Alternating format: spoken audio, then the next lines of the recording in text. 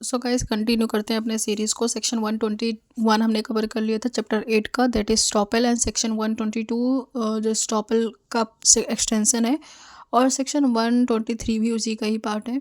Section 124 से हम witness को स्टार्ट करेंगे पढ़ना। बहुत इंटरेस्टिंग है, इसको भी पढ़ना चाहिए, इंपॉर्टेंट भी है।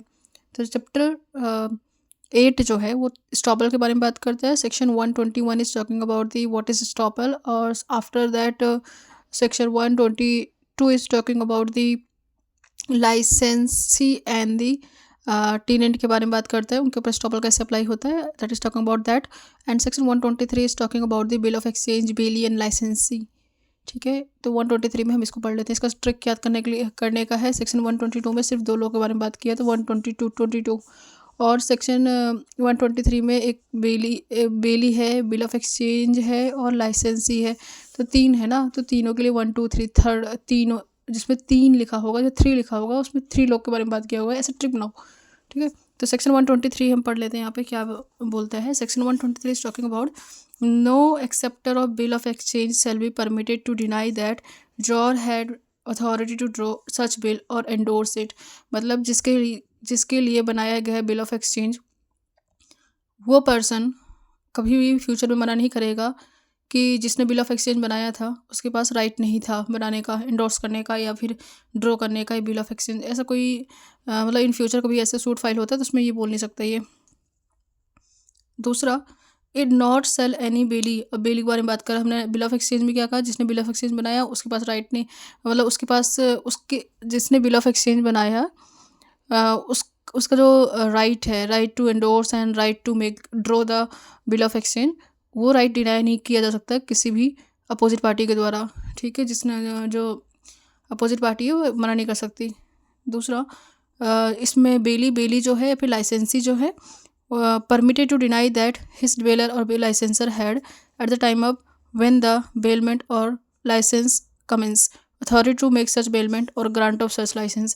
मीन्स कि ये दोनों भी मना नहीं कर सकते कि जो पर्सन है जिसने इनको राइट दिया है, अथॉरिटी दिया है कि एज अ लाइसेंस को यूज़ कर सकते हो, और जिसने इसको ग्रांट किया है, और बेली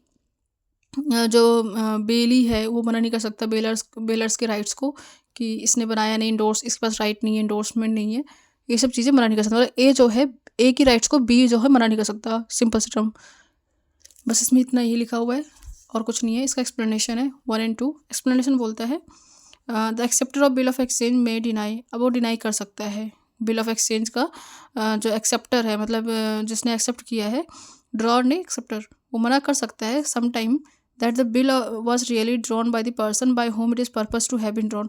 वो मतलब एक कंडीशन दे दिया गया है, अगर इन फैक्ट इन रियली उसने नहीं एंडोर्स किया है, उसने नहीं बनाया है, या फिर उसके पास राइट नहीं था बनाने का, बाय फ्रॉड कर दिया है, जो और चीज़ें हैं उसके थ्रू अगर आप प्रूफ कर देते हो तो वहाँ पे इस चीज़ को मान लिया जाएगा। अदरवाइज ऐसा राइट नहीं है इन ऑन द फेस। ठीक है, ऑन द प्रमा फेस आई।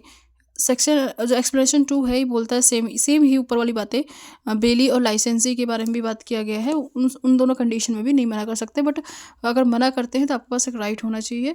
मीन्स एक प्रॉपर एक जो भी आपका एलिगेशंस लगा रहे हो प्रूफ के साथ होना चाहिए। अगर आप प्रूफ कर देते हो तो अलाउ है।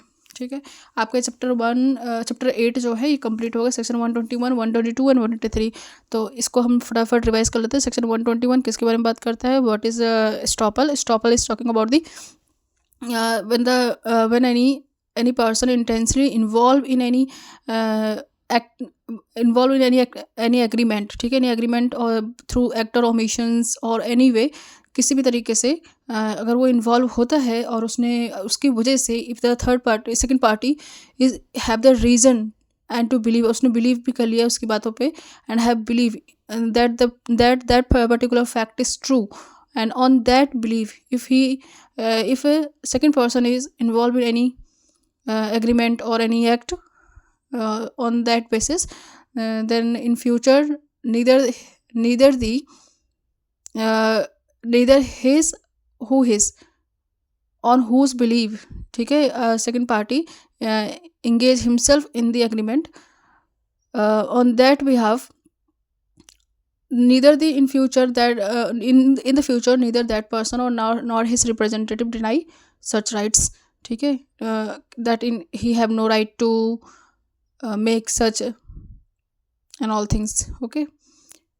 And second thing, section 122, that is talking about the estoppel of tenant and licensee and the person, matlab that is a person, tenant and the licensee have no right to make any controversy against the, or make any statement against the drawer or the maker of the, or the landlord, any such